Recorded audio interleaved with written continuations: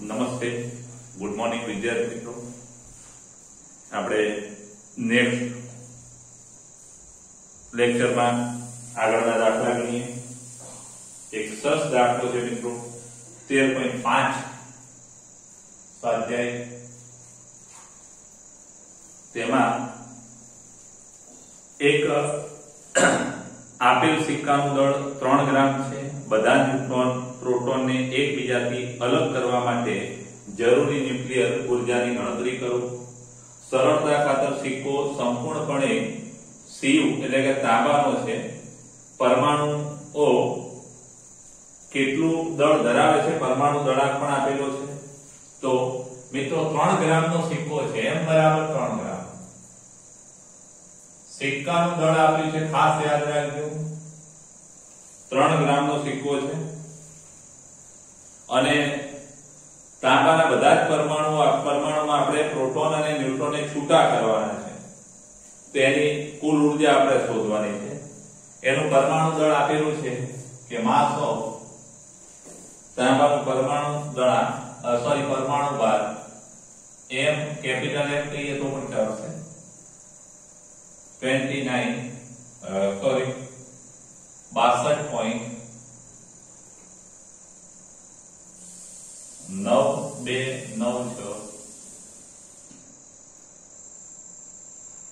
આટલું પરમાણુ દળ છે. અહીંયા Cu કોપર પરમાણુ ક્રમાંક 29 અને દળાંક 63 માં Z બરાબર કેટલા તો કે 29 અને N બરાબર 63 માઈનસ 29. 63 માંથી 29 જાય એટલે મિત્રો 36 જવાબ આવશે. 63 માઈનસ 34. ન્યુટ્રોનની સંખ્યા 34 અને પ્રોટોન 29. હવે પહેલું કામ આપણે એક પરમાણુ માટે દળ ક્ષતિ શોધીશું અને એક પરમાણુ માટે દળ ક્ષતિને સમતુલ્ય ઊર્જા શોધીશું. એટલે એક પરમાણુના પ્રોટોન અને ન્યુટ્રોનને છૂટા પાડવા માટેની કુલ ઊર્જા મળશે.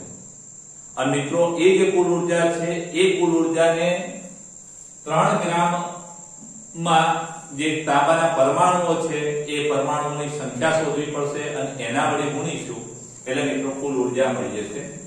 તો એક તાંબાના પરમાણુ માટે એક Cu પરમાણુના ન્યુક્લિયસની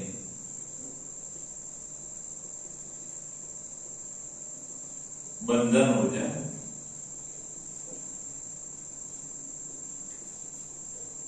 માટે પહેલા આપણે દળ ક્ષતિ શોધીએ. દળ ક્ષતિ delta n is equal to ZMP વત્તા NMN માઈનસ ન્યુક્લિયસ નું દળ Z29 અને પ્રોટોન નું દળ 1.00 7825 1.007825 વત્તા n 34 1.00 8665 અને માઈનસ આ આપણે તાંબાનું જે દળ છે 62.9296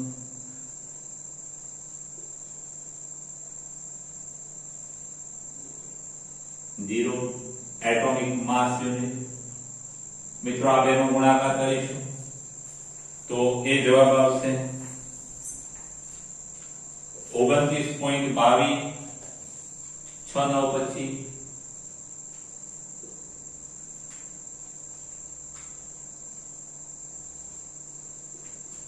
વત્તા 34 ગુણ્યા 1.00865 એ મિત્રો ગુણાકાર આવશે 34.29461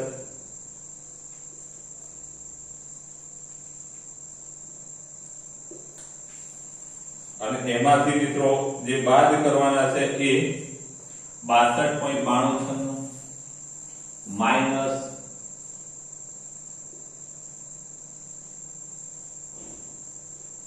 સરવાળો કરી બાદ આ બેનો સરવાળો કરી છેલ્લું પદ બાદ કરતા મિત્રો જવાબ આવશે 59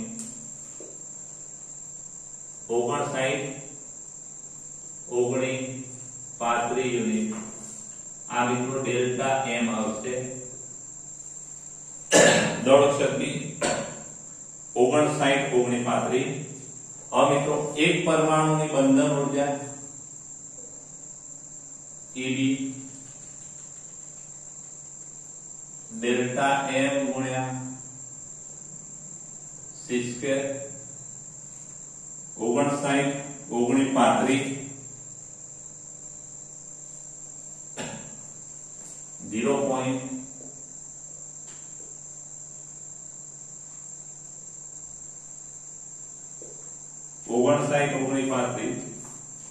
અને એમાં મિત્રો આ યુનિટ અને ગુણ્યા c સ્ક્વેર 0.591935 ઇન્ટુ યુની જગ્યાએ શું લખાય 931.5 MeV પ્રતિ c square million electron volt પ્રતિ c સ્ક્વેર અને ગુણ્યા c સ્ક્વેર આ c સ્ક્વેર ઉડી જશે આ બેનો ગુણાકાર કરતા મિત્રો એક તાંબાના પરમાણુની બંધન ઊર્જા આવશે 551 પોઈન્ટ ખાસ યાદ રાખજો આ બેનો ગુણાકાર કરજો 537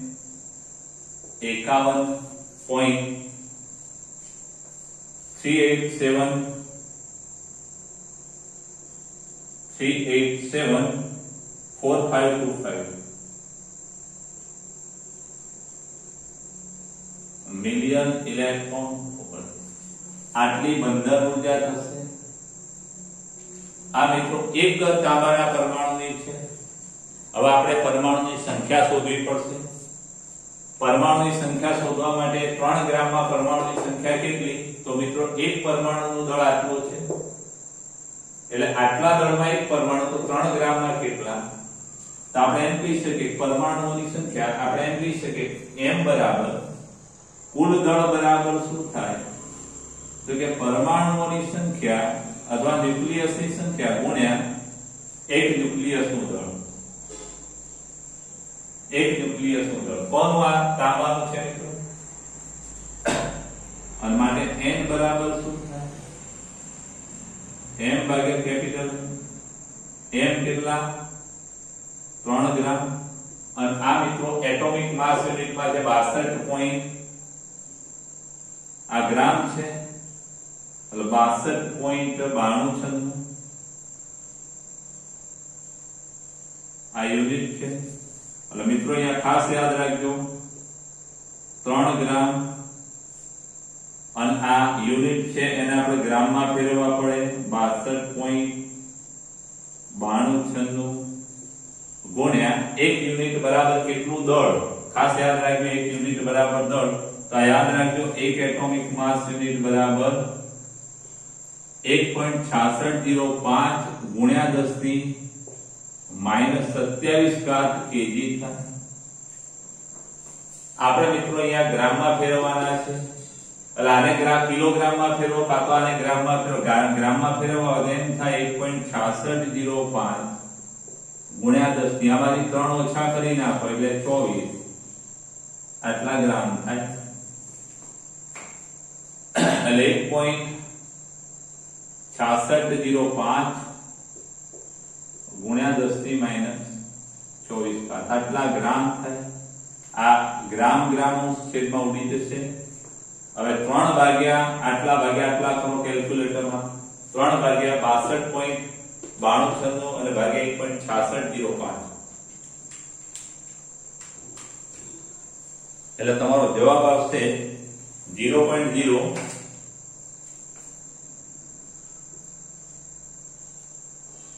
28 70 96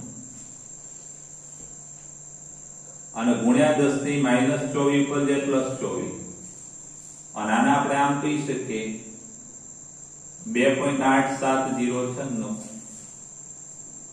અને ગુણ્યા 10 ની 2 પોઈન્ટ થશે એટલે 24 ના 22 થશે.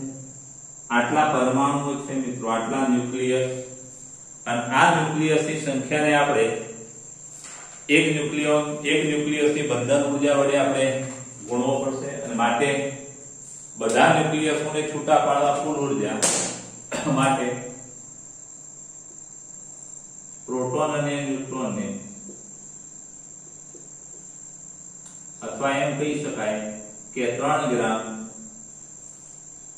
Cu ના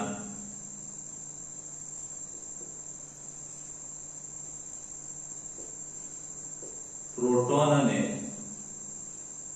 ન્યુટ્રોનને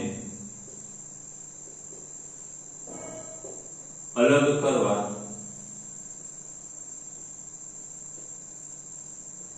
જરૂરી ઉર્જા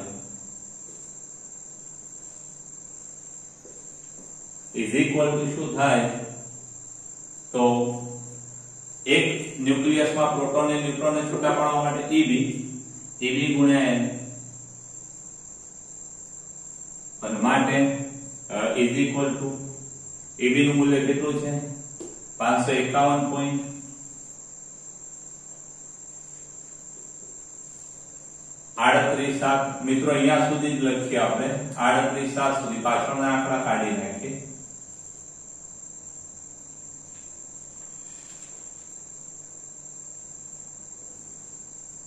અને ગુણ્યા 2.87096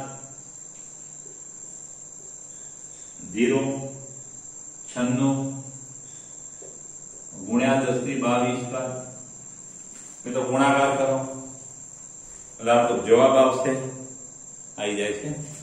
અહીં લખીએ ઇઝ ઇક્વલ ટુ ઉર્જા એનર્જી E કહીએ આને, એટલે જરૂરી ઉર્જા E બરાબર શું થશે તો આપણો જવાબ આવશે 1583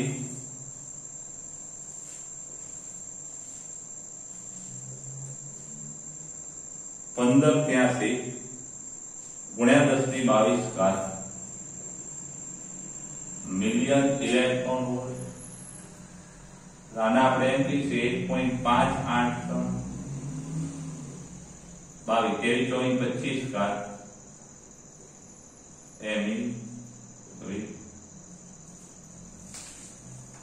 જોઈએ જૂલમાં ફેરવવાના છે, નથી ફેરવવાના. તો મિત્રો આ જરા સારા અક્ષરે તમે ઉતારી દેજો. આ છે દળ ક્ષતિ, દળ ક્ષતિ પછી બંધન ઉર્જા આટલી, એના પછી આ ન્યુક્લિયસની સંખ્યા કેટલી 1 ગ્રામમાં 3 ગ્રામમાં, અને એના પછી છેલ્લે એ ન્યુક્લિયસની સંખ્યા વડે ગુણવાથી આપણને આ છેલ્લું પરિણામ મળે. મિત્રો સ્ક્રીનશોટ લઈ સારા અક્ષરે ઉતારી દેજો. નેક્સ્ટ દાખલો 13.7 એક રેડિયોએક્ટિવ સમસ્થાનિક નો અર્ધઆયુ કેપિટલ T છે. મિત્રો અર્ધઆયુ T 1/2 હોય એની જગ્યાએ અહીંયા કેપિટલ T છપાયેલો છે, તો આપણે કેપિટલ T રાખીશું. T/2 હશે, T/2 રાખવાનો તમારે. એટલે અર્ધઆયુ T1 અહીંયા આપેલો છે, અર્ધઆયુ કેપિટલ T છે. તેની એક્ટિવિટી મૂળ એક્ટિવિટીના 3.125% થાય. ખાસ યાદ રાખજો, એક્ટિવિટી એટલે R કેટલા થાય તો કે એ R = 3.125% R0 થાય. શરૂઆતની એક્ટિવિટી R0 છે, એટલે આટલી થાય એ માટે સમય T, માટે T કેટલો.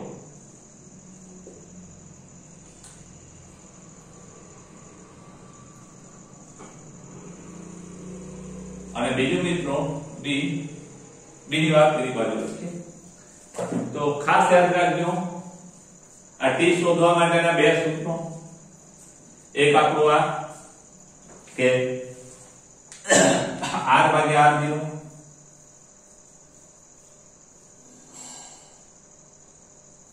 1/2 ની n ઘાત અને n બરાબર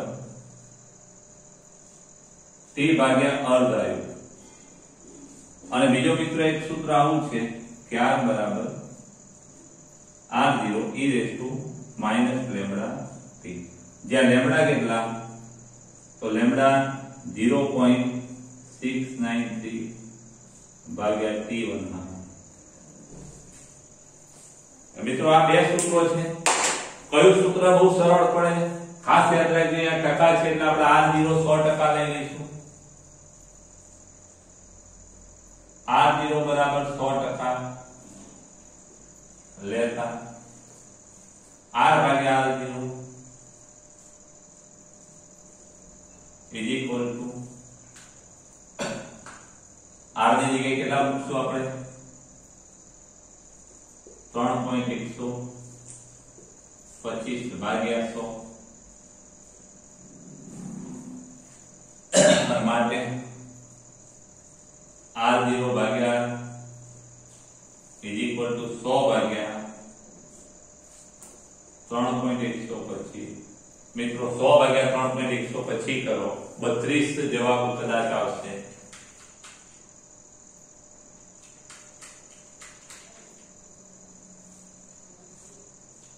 r0 ભાગ્યા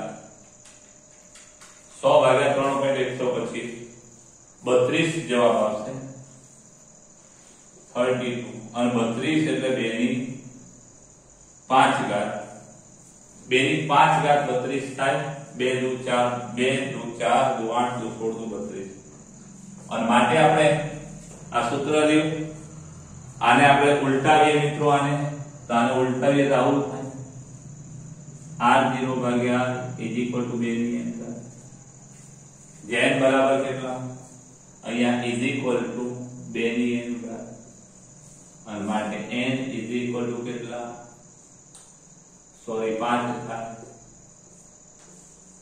અને માટે t ભાગ્યા 3.5 નું શું કીધેલું છે અહીંયા t is equal to n અને માટે t is equal to nt અને માટે t is equal to n કેટલા 5 ગુણ્યા અર્ધાયુ 5 અર્ધાયુ જેટલો સમય થાય પછી બીજું આમાં બીજો એક દાખલો પૂછેલો છે b અને b માં એવું કીધું છે મિત્રો કે r એક્ટિવિટી r છે એ 1 ટકો થાય માટે સમય કેટલો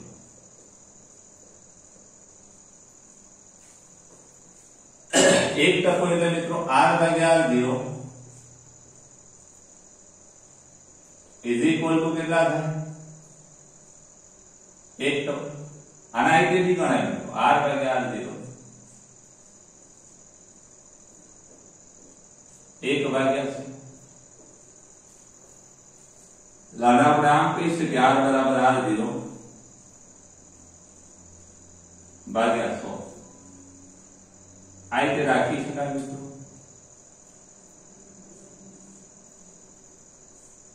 ખાસ યાદ રાખજો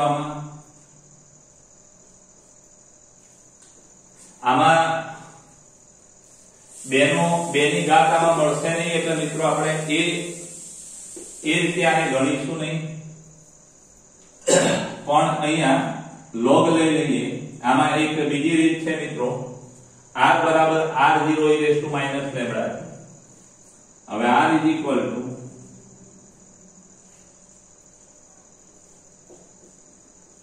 lambda અને માટે r0 સોરી r ની જગ્યાએ શું લખીએ r0 ભાગ્યા 100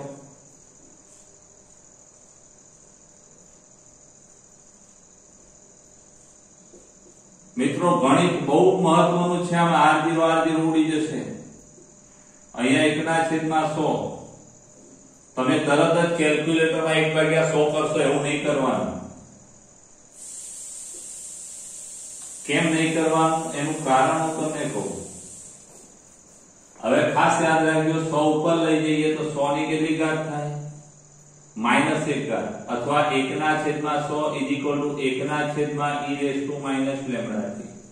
માઇનસ છેદમાં જે પ્લસ થઈ જાય, હવે આને છેદમાં લઈ ગયા મિત્રો એટલે માઇનસ તો પ્લસ થઈ જશે અને માટે હવે અંશ સરખા તો છેદ પણ સરખા એટલે કે 100 અથવા આને આ ડાબી બાજુ લઈ દઈએ e raise to lambda T is equal to 100 અને માટે lambda T ln natural log लઈએ lambda T ln is equal to natural logarithm 100. खास याद રાખજો લેમ્ડા ટી ln ની 1 થાય, નેચરલ લોગેરિધમ 1 ln એટલે 2.303 ઇનટુ સાદો log 100 અને માટે t गुण्या लेम्डा इज इक्वल टू 2.303. मित्रों 100 નો log 2 થશે અને માટે t इज इक्वल टू 2. गुण्या 2 અને ભાગ્યા લેમ્ડા માટે t इज इक्वल टू આને ગુણી કાઢીએ મિત્રો 2 દુ 4 3 દુ 6 0 ભાગ્યા લેમ્ડા. છેદનો છેદ ક્યાં જવાનો અંશમાં લેમ્ડા ઇઝ ઇક્વલ ટુ 0.693 ભાગ્યા 2 અને માટે 4.606 ભાગ્યા 0.696 4.606 ભાગ્યા 0.696 તમારો જવાબ આવશે મિત્રો 6.646 પછી